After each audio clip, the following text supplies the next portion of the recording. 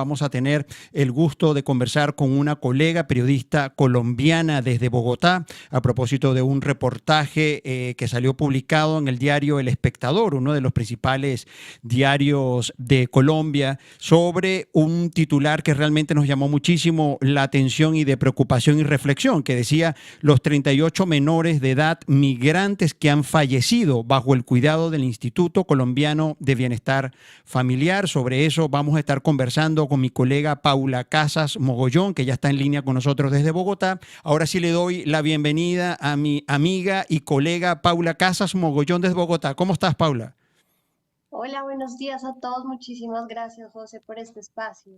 Bueno, Paula, de verdad que yo te agradezco tu intervención y participación e interés también, porque como sabes, yo tengo el privilegio de dirigir el periódico El Venezolano Colombia, que tiene sede en Bogotá y Medellín, y nosotros allí, naturalmente, uno de los principales enfoques y perfiles editoriales que tiene nuestro trabajo allí es sobre los migrantes venezolanos, refugiados, que como sabemos, según cifras oficiales, está entre 2 millones, 3 millones de venezolanos viven en Colombia. En Bogotá se estiman unas 700.000 aproximadamente, pero sabes muy bien que hay unos subregistros que precisan que quizás en Colombia y pueden haber aproximadamente unos 3.5 millones de venezolanos migrantes. Y dentro de esa población migrante están los niños, los infantes. Entonces allí justamente es el punto que vamos a conversar contigo, porque nosotros tuvimos la oportunidad esta semana de leer este artículo que tú, este texto escrito también, además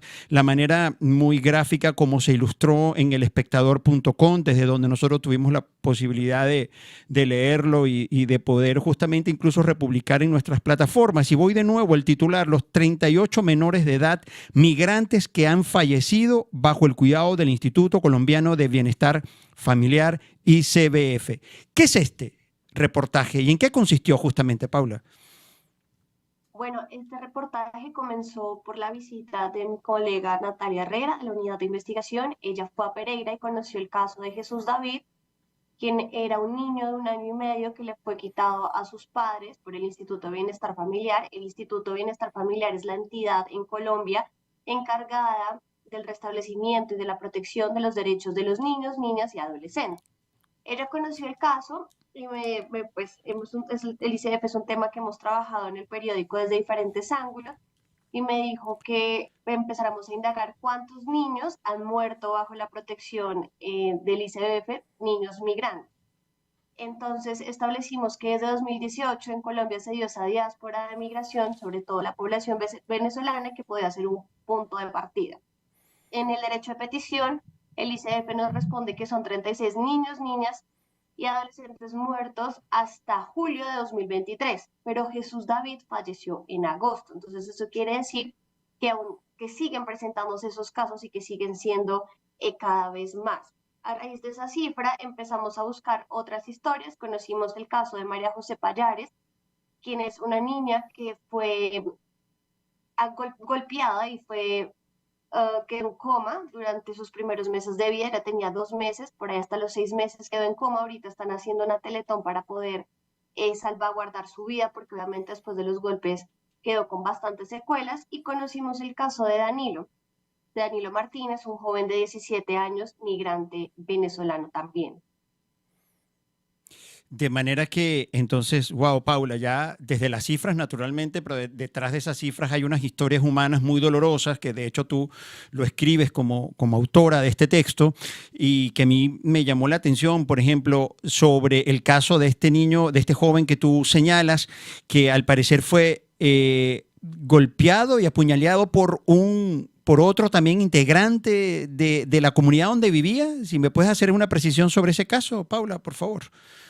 Claro que sí, es un caso bastante doloroso. Danilo ya había, bueno, la familia de Danilo vive en una zona en Venezuela que es golpeada también por la pobreza, como la mayoría de zonas de América Latina, que es una realidad que compartimos muchos países. Y una de sus hermanas, Ana Gabriela, se mudó a Bogotá hace 5 años. Ella ahorita tiene 21 años. Y Danilo, como con el desespero y con las ganas de querer salir adelante, iba entre Colombia y Venezuela como buscando una estabilidad. Él ya había viajado el año pasado a Colombia pero pues digamos que en un momento le hizo falta mucho sus padres y decidió regresarse, pero en enero de este año él dijo como no, ya no quiero seguir más en esta situación, voy a ir a buscar oportunidades laborales. Él tenía 17 años y emprendió el camino. Primero llegó a Cúcuta donde una familiar, la familiar le dijo como ya no te puedo recibir más, llevas 2 semanas acá, busca otro familiar. Él no quería irse de donde Ana Gabriela, porque Ana Gabriela vive en una vereda muy cerca al páramo de Sumapaz, donde es absolutamente retirado de Bogotá. Es a 4 horas y media, si a uno le va bien, porque llega un punto donde ya la zona es muy rural, entonces solamente o motos o camionetas pueden pasar, o sea, el acceso es muy, muy difícil. Y él decide irse a Sogamoso, donde un primo, el primo lo convence de cruzar la frontera con Ecuador a pie, y lo primero que le decían era como que tuviera cuidado con que las autoridades lo fueran a coger, porque de pronto creían que estaba delinquiendo. Él después de 20 días de estar caminando dijo, ya no doy más, estoy cansado, tengo hambre. Los primos lo dejaron a la deriva sin ni siquiera como elementos de protección para el frío. Nariño es un departamento sumamente frío con unas temperaturas extremas. Entonces él se regresa ahí a Pasto, pide ayuda en un hogar refugiado para personas venezolanas y le dicen como ve al ICF porque tú eres menor de edad y allá pues es la entidad encargada de los derechos de los menores de edad. Allá está, a los 15 días de que está en el ICBF, llaman a su hermana Ana Gabriela, le dicen su hermano está acá, usted puede asumir la custodia. Ella dice yo no tengo ningún problema, hagamos los papeles, mándenmelo ya. Ellas les explican que tiene que hacer unos trámites para poder quedarse con la custodia, van y visitan a Ana Gabriela a sus casas, ven que tiene la condición para asumir la custodia de Danilo y empieza todo este trámite. Sin embargo, la madre sustituta le dice que para que Danilo, entre comillas, tuviera escarmiento, para que dejara de cruzar entre Venezuela y Colombia, lo dejará un tiempo más en el hogar de paso de Pasto. Ella dice que no, que ella no le interesa lo más mínimo, sino que quiere tener a su hermano ya en su casa con ella. 2 días después de esa visita del ICF a Ana Gabriela, la llaman y le dicen que su hermano es asesinado. Primero le dicen que fue un joven de 17 años que le hizo una herida en el cuello y después le dicen que fue un joven de 15 años quien lo apuñaló en el corazón. Dos versiones, Cuando ella entonces, llega, Paula, ¿no? Tendríamos entonces ahí dos, sí, dos versiones que en ese momento se circuló. sí señor, primero se circularon dos versiones y cuando ella llega a Pasto, nadie entiende por qué no la dejan reconocer el cuerpo de Danilo, sino le entregan ya el cuerpo dentro de una urna. Y cuando ella empieza a averiguar, el cuerpo está embalsamado y la excusa que le dan es que lo embalsaman para que ella pueda llevarlo hasta Venezuela, donde está su familia. Sin embargo, ella me cuenta que llega a los 2 o 3 días, que igual es un tiempo prudente para hacer reconocimiento de cuerpo y todavía se puede. Entonces ella no entiende por qué, quién autorizó embalsamarlo y para embalsamarlo, en todos los casos, casi en la gran mayoría, les quitan sus órganos. Este fue el caso de Danilo. Ella tampoco autorizó que le retiraran los órganos a Danilo. Ahora, Paula, lecturas a propósito de lo que estamos conversando, del reporte que tú nos estás ofreciendo aquí en este programa. Primero, nosotros decimos, el titular del reportaje dice, los 38 menores de edad migrantes, ¿son venezolanos estos migrantes en Colombia que han fallecido? ¿Estos menores son venezolanos? La mayoría.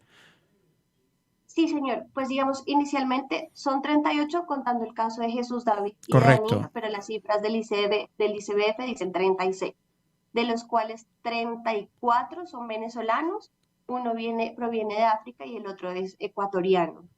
Ahora, Paula, lo siguiente, ¿por qué, por ejemplo, estos niños y adolescentes mueren en mano del Estado? Y eso ya decir esa frase tiene un significado, Paula, ¿cierto?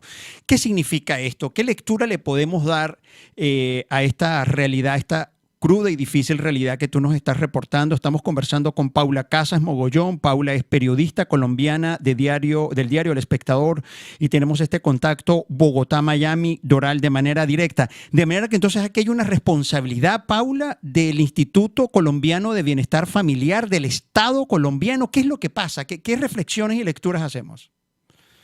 Bueno, lo primero que nosotras vemos con este reportaje, bueno, cabe resaltar que ni el instituto, ni el ICBF, ni el Instituto de Medicina Legal están autorizados a dar las causas de las muertes de estos niños. Sin embargo, el ICBF se pronunció al día siguiente, Sí. dijo que la mayoría era o suicidio o enfermedades y negligencia. Entonces, eso nos está mostrando que la entidad encargada de proteger los derechos de los niños no los está haciendo. Para citar un caso, en La Guajira, que es un municipio bien golpeado por la pobreza en Colombia, de los 95 de los 237 niños que han muerto por desnutrición, 95 hacían parte de programas de protección del ICBF, y una de las razones que explica la Contraloría es porque no hay una articulación, porque el ICBF va por su lado y las otras entidades por el otro. Entonces, esa también puede ser como una de las principales falencias en estos casos de atención. De manera que entonces, Paula, yo tuve la oportunidad justamente de leer al otro día de publicado este reportaje en El Espectador, la respuesta, vamos a llamarlo así, o reacción del Instituto de Bienestar Familiar, del Instituto Colombiano de Bienestar Familiar, y efectivamente señaló lo que tú decías. Él dice que, bueno, que se reserva explicar las causas porque son menores de edad, pero sí decían que algunos, me llamó la atención, decían suicidios también. Ahora, ¿qué otro argumento ofreció este instituto del Estado colombiano a propósito de las muertes de estos niños migrantes venezolanos en Colombia? Bueno, otro de los argumentos que ellos nos explicaban era que ellos elaboran como unas rutas de atención para la población migrante. Sin embargo, hay muchos de estos niños, No que te llegan por preocupes. diferentes Sí. causas al instituto. Entonces, lo que están haciendo es elaborando unas rutas para que los niños ya no tengan que ser sacados de su núcleo familiar cuando ven que pueden ayudar a esa familia para que los niños salgan adelante. Y en caso de que ya estén vulnerando sus derechos principales, ahí sí entraría el ICBF. Claro, Paula, y ya para terminar este contacto y ir cerrando algunas ideas centrales, el propósito del reportaje fue editorialmente y periodísticamente, tú como parte del equipo que realizó esta investigación, fue una denuncia, denunciar esta situación y qué respuesta consiguieron a propósito de esta denuncia, si es que fue uno de los propósitos y objetivos. Uno de los propósitos principales fue denunciar lo que estaba pasando. Sabemos que la niñez migrante se enfrenta a un montón de problemáticas y esa era como una de nuestras principales preocupaciones, ¿no? Cada vez llegan más niños, niñas y adolescentes, migrantes, extranjeros de diferentes países. ¿Qué medidas de protección le vamos a dar nosotros como país? Teniendo en cuenta, hay una cifra que nos llamó mucho la atención y es que de los 36 niños, niñas y adolescentes fallecidos, 22 eran de 0 a 5 años. O sea, ni siquiera en sus 5 primeros años de vida les estamos dando la protección que ellos merecen. Y en cuanto a las historias, pues digamos que a mí me conmovió mucho la de Danilo porque pude hablar con sus hermanas, con su mamá en este momento atraviesa una situación psicológica bastante fuerte y como les comentaba al comienzo, no es una familia que tenga los recursos para decir que pueden asistir a terapias asistidas porque no les da el dinero. Y es por eso mismo, como para tratar de ayudar a esas personas que si no fueran por las redes sociales, de verdad nadie conocería su caso. Ese caso de Pasto lo reportaron solamente dos medios locales cuando sucedió el asesinato de Danilo y eran dos medios alternativos que pues tampoco tienen como ese alcance para dar a conocer la noticia y que había pasado de agache esa noticia de Danilo y que sus hermanas siguen buscando una justicia y que hasta ese momento ni siquiera el propio ICF se había pronunciado. Si no sale el reportaje, el ICF no se pronuncia con respecto a ese caso. Sí. Paula, yo tengo aquí unos datos que quiero compartir con la audiencia que está en contacto con nosotros y dice concretamente sobre la población migrante de niños en Colombia. Dice, según datos de Migración Colombia, a corte de agosto de 2023, hay un total de 780.631 niños y niñas y adolescentes menores de 18 años venezolanos en Colombia. Estos representan el 27.2% del total de migrantes venezolanos en el país. Un dato no menor de contexto a propósito de lo que estamos conversando, Paula. Es importantísimo ese dato porque, digamos, la cifra que nosotros tenemos, la inicial con la que arranca el reportaje, es del ICBF por Medicina Legal. Nos hizo llegar a los días otro dictamen de ellos de la cantidad de niños, niñas y adolescentes que mueren y que no estaban en protección del ICBF. Entonces, la magnitud del problema es mucho más grande de la que nosotros pensábamos, y a eso se le suman que en este momento el ICF tiene bajo protección 874 niños, niñas y adolescentes. Entonces, ¿qué garantías le vamos a dar a esos menores de edad para que puedan llevar una vida con las condiciones dignas? Paula, y entonces nos quedamos con esta preocupación porque efectivamente pone en agenda, sin duda, una problemática, como tú muy bien decías, bien difícil, complicada para estos niños migrantes, para el contexto de los niños migrantes en Colombia. Ya para finalizar, tus reflexiones y cuáles serían, según tus acciones periodísticas, próximos pasos. ¿Vas a seguir investigando y denunciando sobre esos temas de estos niños migrantes que mueren en Colombia en manos del Estado? Nuestro siguiente paso en la investigación fue una puerta que nos abrió el caso de Danilo, y es entender por qué están embalsamando a los niños, qué está pasando con los órganos de aquellos niños, niñas y adolescentes que están muriendo, si realmente es una práctica general, teniendo en cuenta que Colombia, todos los colombianos estamos obligados a donar los órganos una vez pues ya fallezcamos, a menos de que uno dé un consentimiento que no está de acuerdo. Entonces el siguiente paso es entender qué está pasando con eso de embalsamar los cuerpos, cuántos de esos niños fueron embalsamados, cuántos no, y lo de los órganos, que es fundamental entrar a ver, porque pues para nadie es un secreto que ese tema de los órganos es bastante delicado, no solo en Colombia, sino en otros países. Sí. De hecho, uno de los finalistas del premio Roche hizo una investigación en Brasil sobre la donación de órganos y sobre el mercado negro también de los órganos. Entonces es como el siguiente paso que empezaremos a buscar qué está pasando. Paula, ya para terminar, entonces podríamos presumir o presuntamente el Estado colombiano tiene responsabilidad o corresponsabilidad en el fallecimiento de estos niños migrantes en Colombia, legalmente hablando. Al tener una negligencia podrían tener algún tipo de responsabilidad, pero también tenemos que entender que muchos de estos niños, niñas y adolescentes llegan en unas condiciones precarias. Por ejemplo, el tema de desnutrición en el país tiene las tasas bastante elevadas.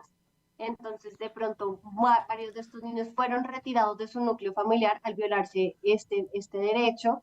Entonces ya llegan con unas enfermedades bastante avanzadas, y lo que hacen en el ICF es como tratar de ayudar, pero en algunos casos ya no es posible. También deja la posibilidad de la puerta abierta a la negligencia, como en el caso de Danilo, que vemos que fue otro adolescente que lo mató, pero también está esa puerta de posibilidad de que llegan algunos niños y niñas y adolescentes en condiciones ya muy desafortunadas, porque no les hemos brindado esa protección desde el núcleo familiar, desde cuando están migrando, si no esperamos ya actuar en el último eslabón de la cadena, que muchas veces ese último eslabón pues ya no es suficiente. Bueno, Paula, muchísimas gracias. Te agradezco muchísimo tus aportes y el contexto informativo que nos has ofrecido hoy aquí en este programa del Grupo Editorial El Venezolano. Seguimos en contacto contigo y atento también a tus próximos reportajes, que seguramente es de mucho interés y además tienen un contenido social de denuncia importante. Estamos hablando de niños migrantes venezolanos fallecidos en Colombia. Paula, un gusto haber conversado contigo. Muchísimas gracias a ustedes por el espacio, por tomarse el tiempo de leer y de compartir esta denuncia. Y claro que sí, seguimos en contacto para seguir hablando de la niñez migrante en Colombia. Un abrazo.